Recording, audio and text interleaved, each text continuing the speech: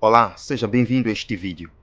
É possível que o pecado de um indivíduo traga consequências não só para o próprio indivíduo, mas para a comunidade em que ele se insere, para a família em que ele se insere e para a igreja onde ele se insere. Bem, não estamos falando de culpa do pecado, mas das consequências dele. Fique com esta reflexão e tire lições para que não caia nos mesmos erros. E Deus apresenta agora uma condição. Irmãos, vejamos a condição que o Deus Todo-Poderoso apresenta para Israel neste momento. Lemos: não estarei mais com vocês, se não destruírem do meio de vocês o que foi consagrado à destruição. Está aqui, irmãos, está aqui. Com Deus não se brinca. Ele não é Deus cego. Ele não é Deus que pode ser enganado. Será que Deus não sabia quem tinha roubado as coisas contaminadas? Deus sabia, ele sabe de tudo. Mas queria que o povo tivesse a chance de presenciar o evento para que temesse e compreendesse a gravidade da situação. O pecado de um irmão, secreto ou público, pode trazer consequências graves à igreja como um todo. A sorte foi lançada e caiu sobre a tribo de Judá. E de uma das famílias da tribo de Judá foi apontado Acã. Queridos, nesse momento todos os olhos se fixaram em Acã. Josué diz: meu filho, para a glória do Senhor, o Deus de Israel, diga a verdade. Diga a verdade. Conte-me o que você fez. Não esconda nada. Acã respondeu: é verdade que pequei contra o Senhor, o Deus de Israel. Uau! Só agora é que Acã vem confessar que pecou contra o Senhor? Acã contou que havia roubado prata e ouro dos despojos e que havia escondido debaixo de sua tenda. Comentando sobre este episódio, Ellen White diz o seguinte: vemos esta passagem, irmãos. Pelo pecado de um homem, o desagrado de Deus repousará sobre a sua igreja, até que a transgressão seja descoberta e removida. A influência que mais temida deve ser pela igreja não é de francos opositores, não é de incrédulos e blasfemos, mas de inconsistentes seguidores de Cristo. Estes são os que impedem que as bênçãos de Deus venham sobre Israel e trazem fraqueza sobre o seu povo.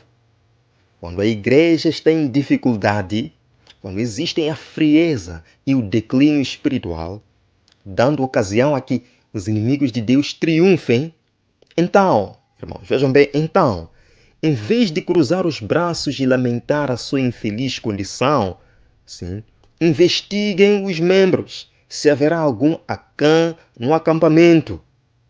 Com humilhação e exame do coração, procure cada qual descobrir os pecados ocultos que excluem a presença de Deus. É tempo de exame sincero de coração.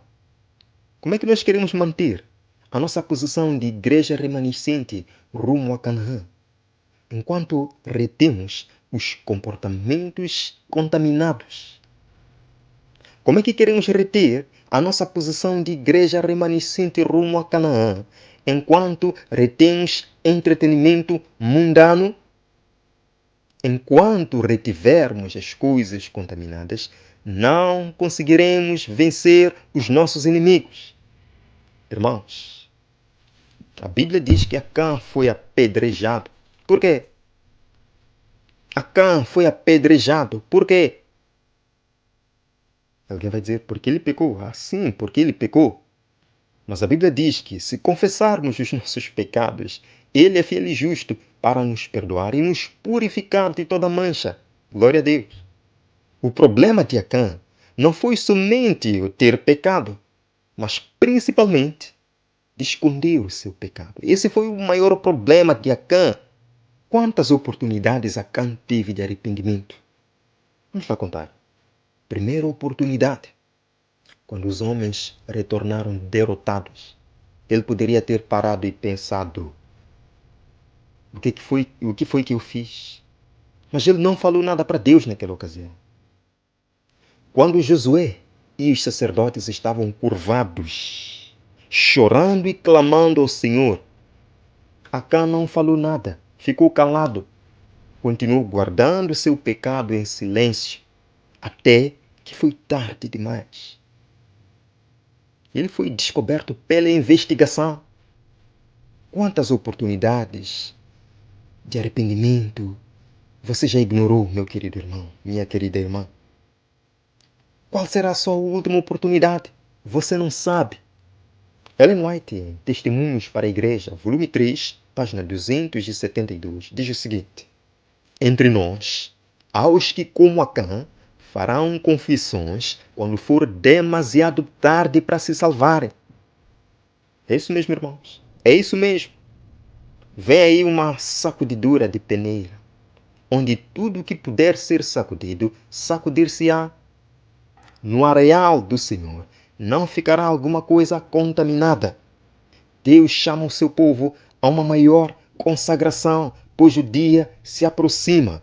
Deus chama os líderes, Deus chama os pastores, anciãos, a congregação em geral. Verso número 1, Joel capítulo 2, verso número 1. Toquem a trombeta em Sião, deem um alarme no meu santo monte.